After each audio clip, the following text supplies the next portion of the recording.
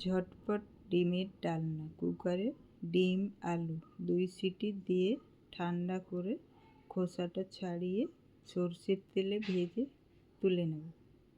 এরপর ওই তেলে জিরে, তেজপাতা, পেঁয়াজ কুচি, আদা রসুন কাঁচা লঙ্কা বাটা, টমেটো, জিরে ধনে হলুদ গুঁড়ো, একটু জল, নাড়াচাড়া করে মশলাটি একটু ভেজে নেব।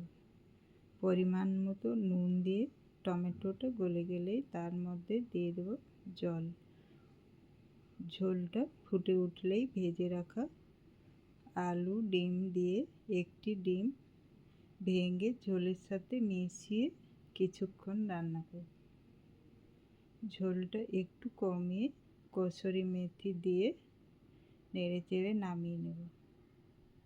সবথেকে ইজি, খুব সহজেই ঝটপট তৈরি হয়ে গেল আজকের রেসিপি ডিমের ডালনা।